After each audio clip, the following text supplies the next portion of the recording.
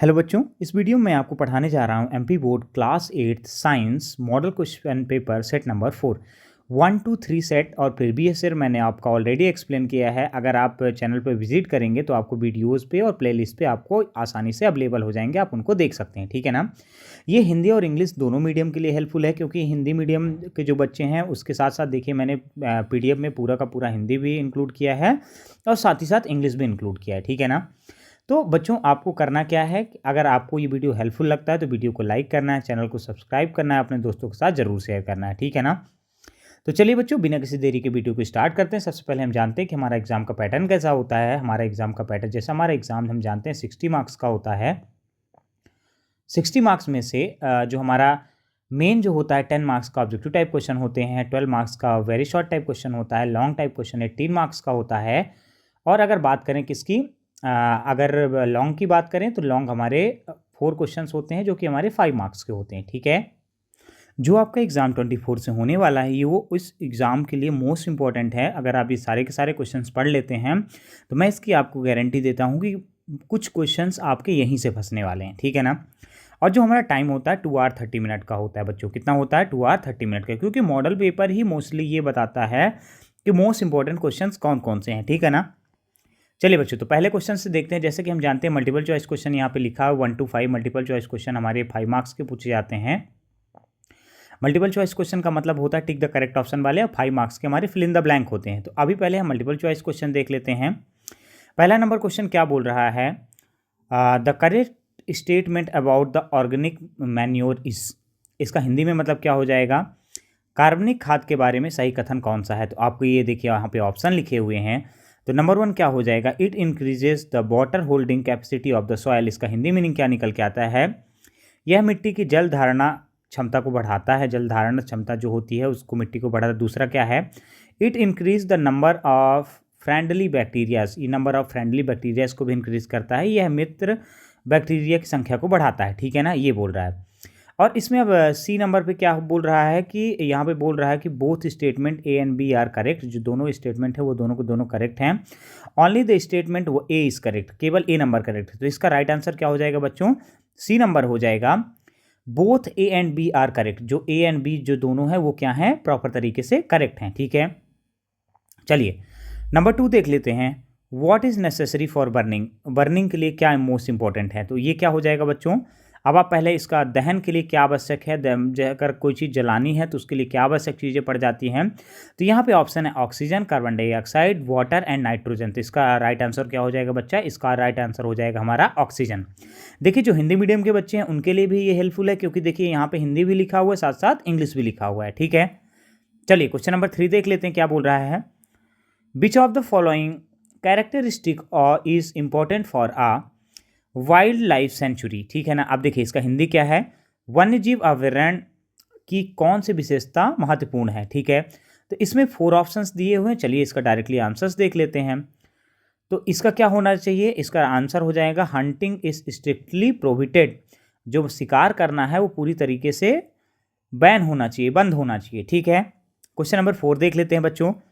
Which of the following solution does not show the electric conductivity. इनमें से कौन सा सोल्यूशन है जो कि क्या नहीं दिखाता है? इलेक्ट्रिक कंडक्टिविटी को नहीं दिखाता है। तो पहला क्या है? सिरका लिखा हुआ है, विनेगर, शुगर सोल्यूशन, फिर लेमन है और सोप सोल्यूशन। तो इसका राइट आंसर क्या हो जाएगा हमारा बच्चों? इसका राइट आंसर हो जाएगा हमारा, इसका राइट आंसर हो जाएगा शुगर सोल्यूशन। अपना राइट आंसर क्या होगा बच्चों? Sugar solution. ठीक है। क्वेश्चन नंबर 5 देख लेते हैं बच्चों। क्वेश्चन नंबर 5 क्या बोल रहा है? क्वेश्चन नंबर 5 बोल रहा है कि लाइक चार्जेस, मतलब समान आवेश जो होते हैं वो किस में होते हैं? तो इसका राइट आंसर हो जाएगा समान आवेश जो होते हैं वो रिपेल ईच अदर, मतलब एक दूसरे को क्या करते हैं? पीछे करते हैं, एक दूसरे को प्रतिकर्षित करते हैं। ये देखिए ये वाला आपका राइट आंसर है। हिंदी में भी लिखा हुआ है, इंग्लिश में भी आपका लिखा हुआ है, जिससे आप समझ सकें इसको। ठीक है। बी नंबर देख लीजिए बच्चों। फिल इन द ब्लैंक देखते हैं। फिल इन द ब्लैंक यहाँ पे बोल रहा है 6 to 10 जो है बच्चों। तो पहला ब्लैंक देख लेते हैं।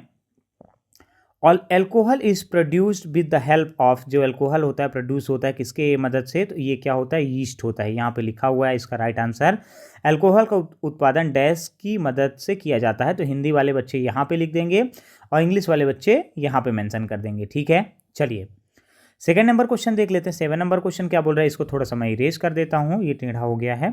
चलिए, हाँ, the lowest pollution fuel for the vehicle is, जो लोवेस्ट पोल्यूशन फ्यूल होता है व्हीकल के लिए क्या होता है, तो सीएनजी गैस होती है। हिंदी इंग्लिश आपको दोनों में सेम यही लिखना पड़ेगा, सीएनजी बस आपको हिंदी में लिख देना है।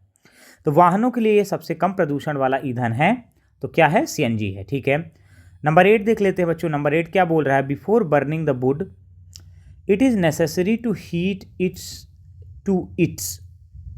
क्या हो जाएगा, तो इसका राइट आंसर क्या हो जाएगा बच्चों, इसका राइट आंसर हमारा हो जाएगा बच्चा इग्निशन टेम्परेचर। ये आपका लिखा हुआ है, इसको हिंदी में क्या बोलते हैं, दीपांक तापमान। ठीक है, चलिए नेक्स्ट नंबर क्वेश्चन देख लेते हैं। 9 नंबर क्वेश्चन बोल रहा है हमारा क्या, a layer of dash is deposited upon iron to protect it from rusting. तो इसका आंसर क्या हो जाएगा बच्चों, इसका हमारा जो आंसर हो जाएगा वो क्या हो जाएगा, जिंक हो जाएगा। ठीक है, हिंदी में आपको जिंक लिख देना है, इंग्लिश में ZINC लिख देना है। ठीक है, नंबर 10 देख लेते हैं। नंबर 10 क्वेश्चन क्या बोल रहा है, the magnitude of the destructive earthquake is dash on the Richter scale. तो इसका राइट आंसर क्या हो जाएगा, हायर देन 7। ठीक है, हायर देन 7 मतलब 7 से अधिक। हिंदी में क्या लिखेंगे इसको आप, 7 से अधिक। ठीक है, चलिए अब यहाँ पे वेरी शॉर्ट टाइप क्वेश्चन आ चुके हैं बच्चों, जैसे कि हमने अभी फिल इन द ब्लैंक देखा, टिक द करेक्ट ऑप्शन देखा। वेरी शॉर्ट क्वेश्चन जो होते हैं हमारे, ये कितने मार्क्स के होते हैं, ये 2 मार्क्स का ईच क्वेश्चन होता है। टोटल हमसे 6 क्वेश्चन पूछे जाते हैं, मतलब हमको 12 मार्क्स टोटल देके जाते हैं, जो एग्जाम पॉइंट ऑफ व्यू से मोस्ट इंपॉर्टेंट होते हैं।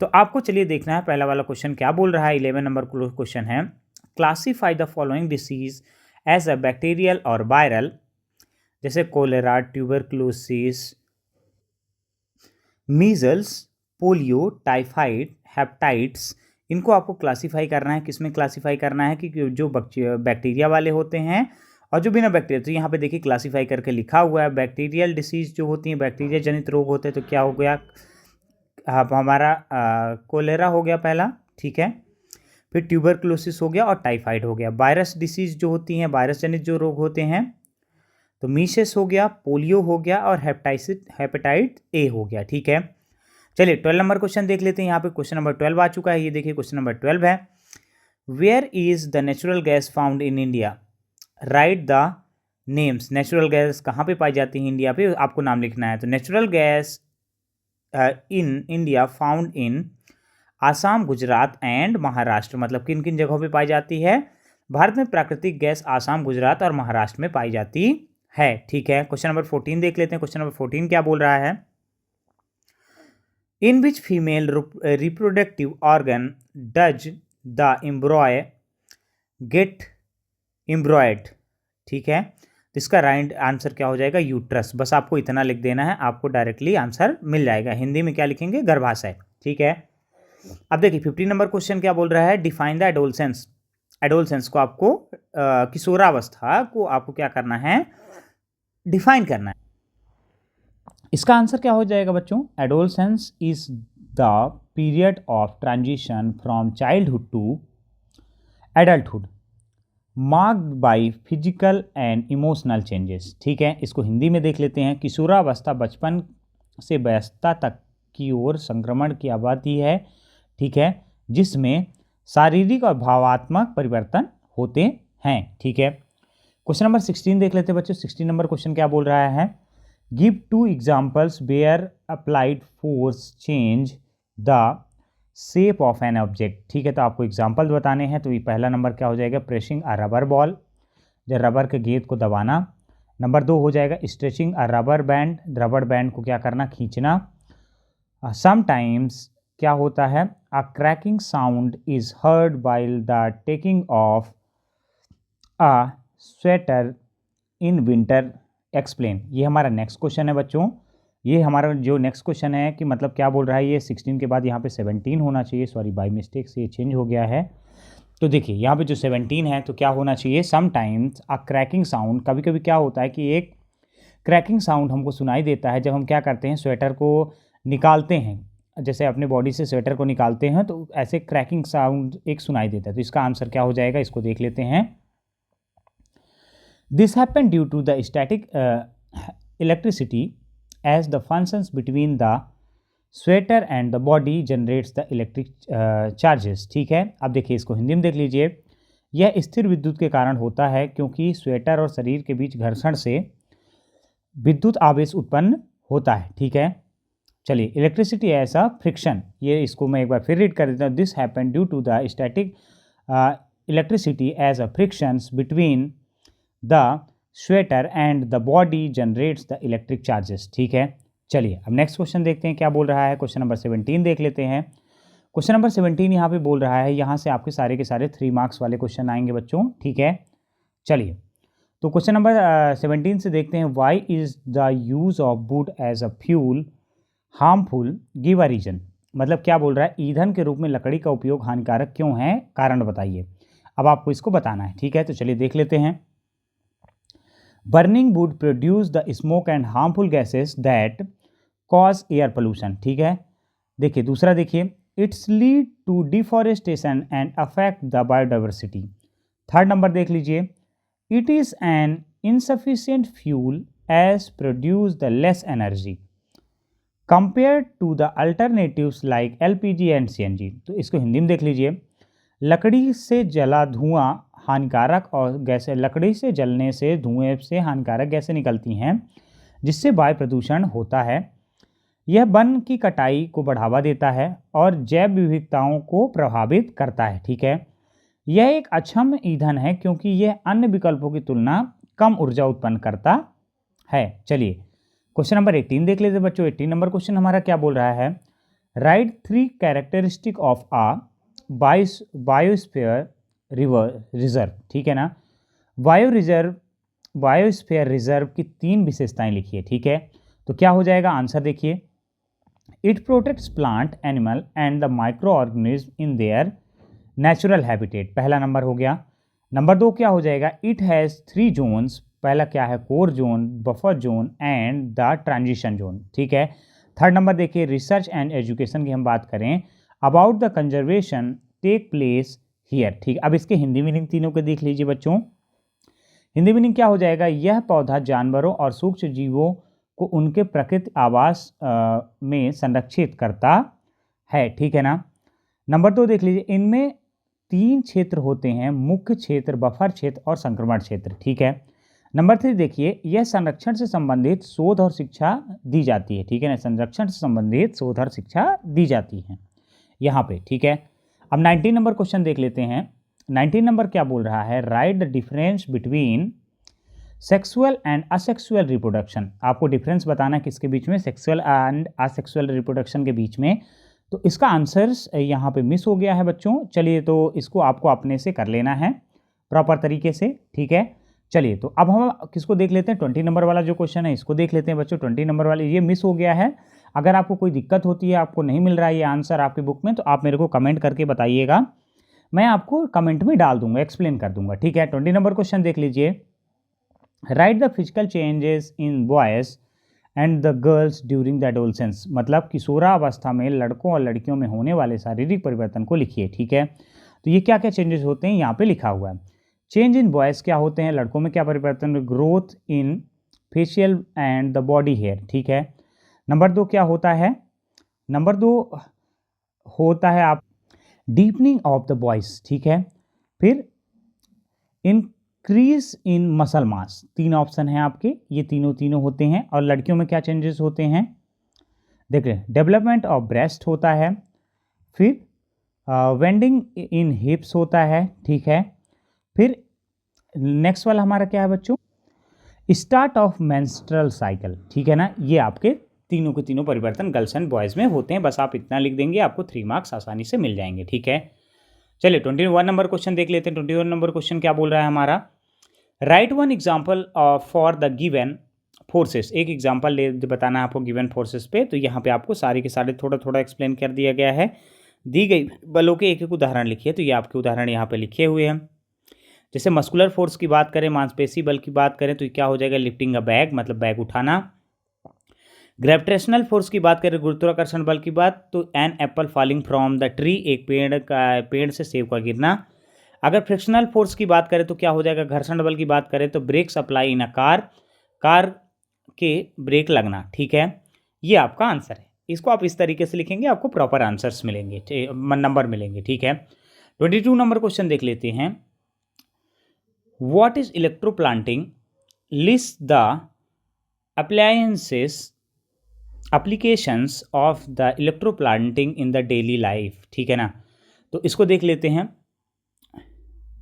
इसका आंसर क्या हो जाएगा। Electro planting is the process of the depositing a layer of metal on another metal using the electric current, ठीक है। तो जो विद्युत लेपन की प्रक्रिया है, इसमें विद्युत धारा की सहायता से एक धातु की परत दूसरे धातु पर चढ़ाई जाती है। जो एप्लीकेशंस हैं क्या हैं, एप्लीकेशंस देख लीजिए, ज्वेलरी मेकिंग, ठीक है ना, फिर कैरोजन प्रोडक्शन हो गया आपका, फिर हाउस होल्ड आइटम्स, यहाँ पे देख लीजिए। पहले ज्वेलरी मेकिंग देखते हैं। Gold and silver planting on the ornaments, जैसे गोल्ड एंड सिल्वर्स को हम प्लांट करते हैं किस पे, ऑर्नामेंट्स पे, ठीक है। फिर zinc planting on iron prevent rusting, ठीक है। एंड हाउस होल्ड थिंग्स देख लेते हैं। हाउस होल्ड थिंग्स में क्या हो जाएगा, Chrome planting on the taps and bathroom fittings, ठीक है। ये आपको तीनों के तीनों लर्न कर लेने हैं, बहुत इंपॉर्टेंट है, इनको आप लर्न कर लेंगे तो आपको 3 मार्क्स कहीं नहीं गए, ठीक है। चलिए अब यहाँ पे लॉन्ग टाइप क्वेश्चन स्टार्ट हो रहे हैं जो हमको 5 मार्क्स दे के जाएंगे। तो जो आपको देखिए बच्चों, अगर इसका आंसर थोड़ा बहुत इधर उधर भी है तो आपको क्या करना है, ये जो क्वेश्चन हैं ये सारे के सारे आपको लर्न कर लेने हैं, ठीक है।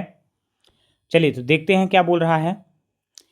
गिव रीजन्स, आपको रीजन्स देने हैं। वाई, ये आपका क्वेश्चन है, why should be keep the handkerchief on our nose and mouth while sneezing और कफिंग। हैंकरचिफ क्या होता है, आपका रुमाल होता है। तो ये क्या बोल रहा है, छींकते और खांसते समय हमें रुमाल क्यों रखना चाहिए। तो इसका आंसर हो जाएगा, it's prevent the spread of the germs and the infection to others, ठीक है ना। ये हो गया आपका, बस आपको ऐसे करके लिख देना है, ठीक है। चलिए नेक्स्ट क्वेश्चन देख लेते हैं, इसी में इंक्लूड है। Why should be always cover our food, हमें हमेशा अपने फूड को कवर क्यों करना चाहिए। ये छोटे छोटे 2 क्वेश्चन थे आपके यहाँ पे, जो कि आपको रीजन छोटा छोटा बताना है। तो ये एक छोटा सा रीजन हो गया, ये एक छोटा सा रीजन हो गया, ठीक है ना। क्योंकि it's prevent the spread of the germs and infection to others, मतलब ये रोकता है किसके, प्रिवेंशन ऑफ जो जर्म्स और इन्फेक्शंस होते हैं दूसरों में फैलने से रोकता है। अब दूसरा रीजन पूछा है, why should be always cover our food, हमें हमेशा अपने खाने को ढककर क्यों रखना चाहिए। तो इसका क्या हो जाएगा, it prevents the contamination from flies, dust and bacterias, reducing the risk of disease.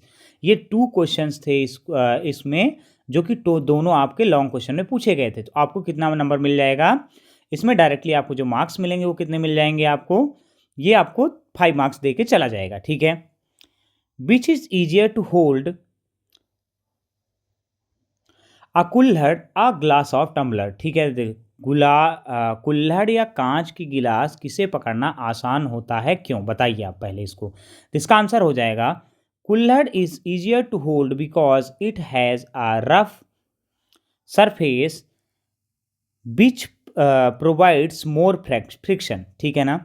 देखिए फिर इसी में दूसरा ऑप्शन देखिए, कुल्हड़ जो होता है वो ईजियर होता है होल्ड करने के लिए, क्योंकि उसका सरफेस रफ होता है, जिससे हमको मोर फ्रिक्शन मिलता है, उसको हम आसानी से पकड़ पाते हैं। इसमें दूसरा एक और रीज़न पूछा है, ये वाला, why are the suitcase and the heavy luggage fitted with rollers, मतलब सूटकेस और भारी सामान वाले में रोलर क्यों लगे होते हैं, जो पहिए लगे होते हैं वो क्यों लगे होते हैं। तो इसका आंसर हो जाएगा, roller reduce the frictions, roller क्या करता है, रिड्यूस कर देता है फ्रिक्शन को, making it easier to move heavy luggage. आपको क्या करना है, इसमें बोल रहा है कि मेकिंग इज ईजियर, वो आसान बना देता है हैवी लगेज को रोल करने के लिए, मतलब ले जाने के लिए, ठीक है। चलिए नेक्स्ट क्वेश्चन देख लेते हैं। हमारा नेक्स्ट क्वेश्चन क्या बोल रहा है बच्चों, what is noise pollution, what harmful effects can continuous explore to a noise polluted area have on health, मतलब इसका क्या हो जाएगा, ध्वनि प्रदूषण क्या है, लगातार ध्वनि प्रदूषण वाले क्षेत्र में रहने से स्वास्थ्य पर क्या प्रभाव पड़ सकते हैं। तो इसको देखिए, नॉइज पोल्यूशन इज अनवांटेड और excessive sound of that disturbed normal life, ठीक है ना।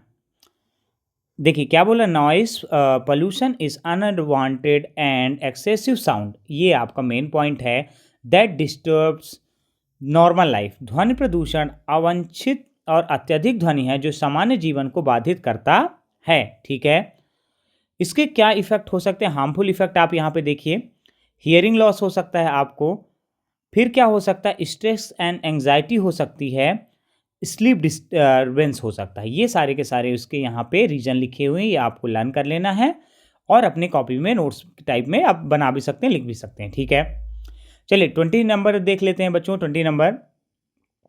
26 नंबर क्वेश्चन देख लेते हैं। What do you understand by the defects of vision in human, what are their remedies. ठीक है ना, अब देखिए मनुष्य में दृष्टि दोष क्या होते हैं, उनके उपाय क्या हैं। ठीक है ना, तो आपको आंसर्स लिखने हैं, सारे के सारे हम यहाँ पे डिस्कस करेंगे जो जो भी हमारी प्रॉब्लम होती हैं उसके बारे में।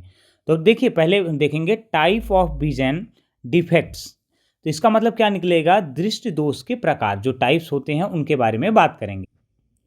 तो नंबर 1 हमारा क्या है, मायोपिया, इसको हिंदी में क्या बोलते हैं, निकट दृष्टि दोष, मतलब डिस्टेंस ऑब्जेक्ट अपीयर ब्लरी, जो दूर के ऑब्जेक्ट होते हैं वो क्या होते हैं, ब्लरी दिखते हैं। इसका इलाज क्या हो जाएगा, अपता लेंस लगता है आपको। ठीक है ना, चलिए अब देखिए इसको, हाइपरमेट्रोपिया, हाइपरमेट्रोपिया क्या होता है, हाइपरमेट्रोपिया आपका होता है दूर दृष्टि दोष। इसमें क्या हो जाता है कि near by objects appear blurry, जो पास के ऑब्जेक्ट होते हैं वो क्या दिखने लगते हैं, ब्लरी दिखने लगते हैं। ठीक है, फिर आपका नेक्स्ट ये जो नंबर है इसको क्या बोलते हैं, एस्टिग्मेटिज्म। ठीक है ना, एस्टिग्मेटिज्म, इसको क्या बोलते हैं, वक्रता दोष बोलते हैं। Blurred vision due to an irregular cornea. ठीक है ना, इसके कारण ये हो जाता है, मतलब ब्लर विजन होता है किसके कारण, जो कोरेना होता है आंख में जो पुतली होती है उसके कारण, जैसे सर्जरी वर्जरी जो होती है इसको वक्रता दोष बोलते हैं। ठीक है ना, होप करता हूं बच्चों मैंने आपको सारे के सारे 26 क्वेश्चन एक्सप्लेन करने की कोशिश की है विद द प्रॉपर आंसर के साथ। तो अगर आपको वीडियो हेल्पफुल लगता है तो वीडियो को लाइक करिएगा, चैनल को सब्सक्राइब करिएगा, अपने दोस्तों के साथ जरूर शेयर करिएगा।